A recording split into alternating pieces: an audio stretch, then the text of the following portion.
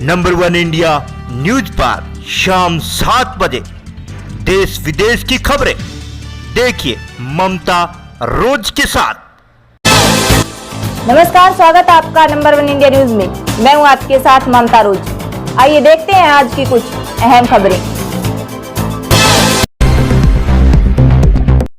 कोटा जिले के चेचट थाना पुलिस ने दुष्कर्म के मामले में मुख्य आरोपी सहित दुष्कर्म में सहयोग करने वाली एक महिला व अन्य आरोपी को गिरफ्तार किया।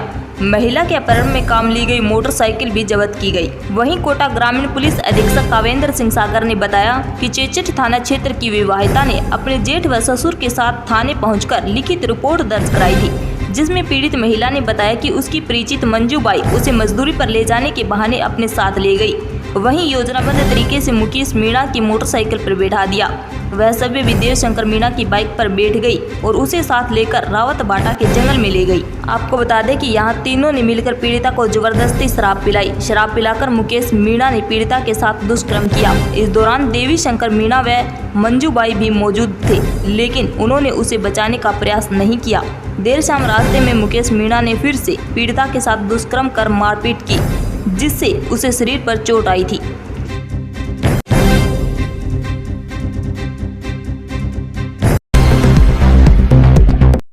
सुजानगढ़ क्षेत्र के सांडवा में लिव इन रिलेशन में रहने वाली युवती के साथ रहने वाले युवक ने हत्या कर दी।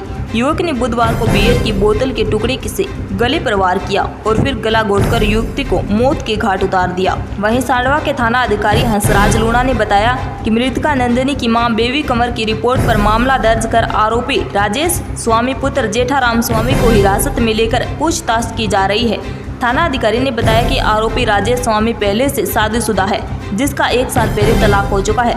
मृतका नंदिनी आरोपी के साथ विगत 7 महीने से लिव इन रिलेशन में रही। आपको बता दें कि आरोपी मृतका को शुक्रवार को सुजानगढ़ से लेकर आया था। आरोप है कि बियर की बोतल फोड़कर उसके टुकड़े से आरोपी राजेश ने नंदिनी की गला काट व तार से गला घोटकर हत्या कर दी।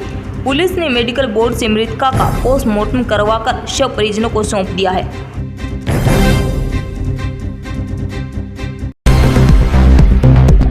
रूसी राष्ट्रपति व्लादिमीर पुतिन ने बुधवार को देश में सैन्य मोबिलाइजेशन और मार्शल लॉ की घोषणा कर दी है। इस फैसले का रूस में कई जगह पर विरोध हो रहा है।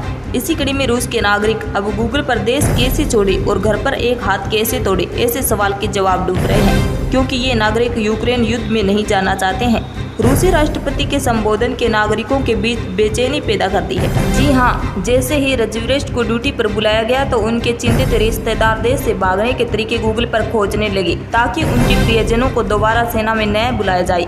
इसे पता चलता है कि रूस के नागरिक यूक्रेन युद्ध में शामिल होकर खुद को नुकसान पहुंचाने के लिए तैयार नहीं है। वहीं आपको बता दें कि पुतिन के इस ऐलान के बाद रूस से बाहर जाने वाली फ्लाइट्स की बुकिंग में जबरदस्त तेजी देखी गई। वहीं हम आपको ये भी बता दें कि यूक्रेन के साथ करीब 7 महीने से जारी युद्ध में मिले झटके के बाद रूसी राष्ट्रपति व्लादिमीर पुतिन ने अपने देश में जवानों की आंशिक तैनाती की घोषणा की और कहा कि यह उपाय आवश्यक है, क्योंकि रूस पूरी पश्चिमी सैन्य मशीन से लड़ रहा है।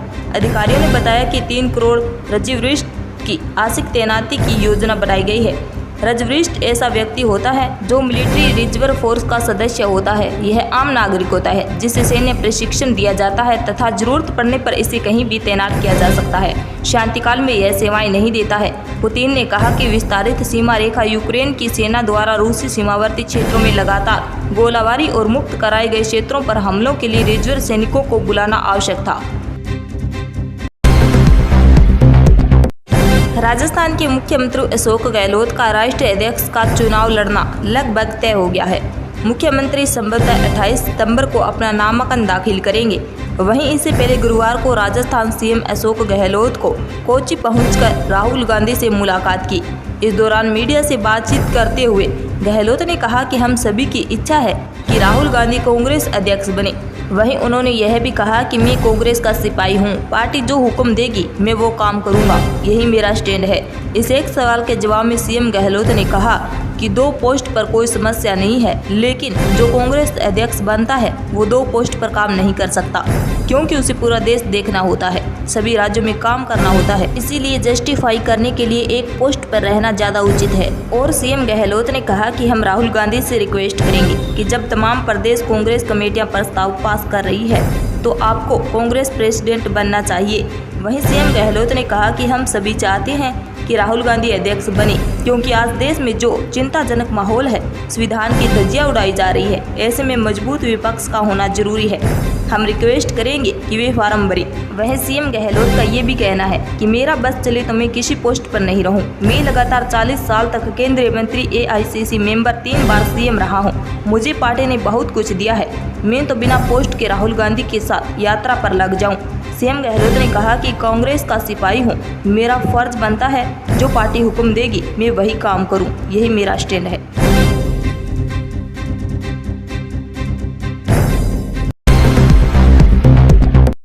मणिपुर में भूकंप के तेज झटके से धरती कांप उठी है। मणिपुर के मोइरांग से 100 किलोमीटर दक्षिण पूर्व में शुक्रवार सुबह 10:02 पर भूकंप के तेज झटके आए। रिक्टर स्केल पर इसकी तीव्रता 4.5 रही। वहीं मीडिया ने नेशनल सेंटर फॉर सिस्मोलॉजी के हवाले से यह जानकारी दी है। बताया जा रहा है कि इस भूकंप के तेज झटके से लोग सहम गए हैं और घरों से बाहर निकल गए हैं और सड़क पर खड़े हो गए हैं। हालांकि अभी तक जानकारी के अनुसार किसी के हताहत होने या जानमाल के नुकसान की कोई खबर नहीं है। आपको बता दें कि स्थानीय रहवासियों के अनुसार भूकंप के झटके महसूस होने के बीच घरों में रखी कई वस्तुएं हिलने लगी। ऐसा कहा जाता है कि भूकंप के छोटे झटके किसी बड़े भूकंप के आने से पहले की चेतावनी देते हैं।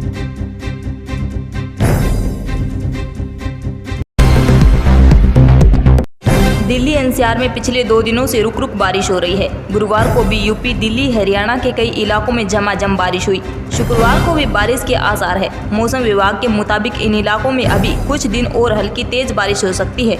इसी के साथ ही मौसम विभाग ने येलो अलर्ट जारी कर दिया है। वहीं आपको बता दें कि सड़कें बनी समुद्र, पानी में डूबी गाड़ियां, घरों में घुसा पानी, आफत की बारिश से लोगों को परेशानी। दिल्ली से लेकर यूपी तक जमकर बारिश हो रही है। खासकर दिल्ली एनसीआर में पिछले 2 दिनों से हो रही बारिश से जनजीवन अस्त व्यस्त हो गया है। और आपको बता दें कि मौसम विभाग IMD ने अनुमान जताया है कि अगले 48 घंटे यानी 25 सितंबर तक दिल्ली एनसीआर में बारिश होगी। दिल्ली, नोएडा, ग्रेटर नोएडा, गुरुग्राम के कई इलाकों में बारिश से ट्रैफिक पर बुरा असर पड़ा है। कई इलाकों में पानी भरने के कारण आम जनजीवन अस्त व्यस्त हो गया है।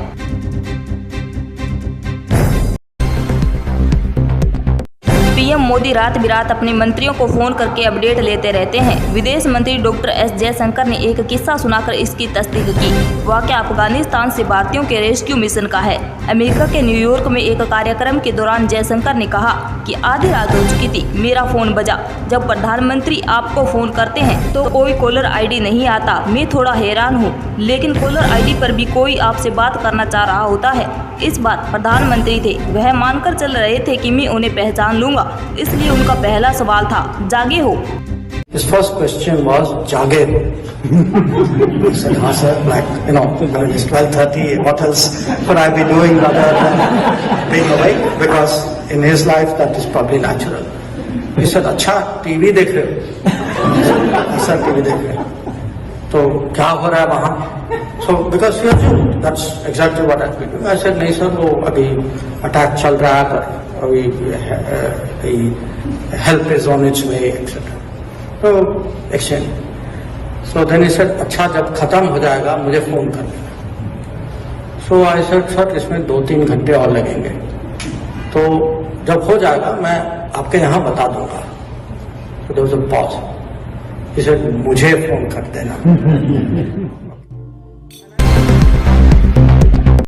ईरान में हिजाब का मुद्दा गरमाया हुआ है। दरअसल हिजाब नियमों को तोड़ने को लेकर पुलिस हिरासत में हुई एक महिला की मौत के बाद लोग भड़क गए हैं और सड़कों पर उतर आए हैं। महिला अमीनी को ठीक से नकाब ना पहनने के आरोप में पुलिस हिरासत में लिया गया था।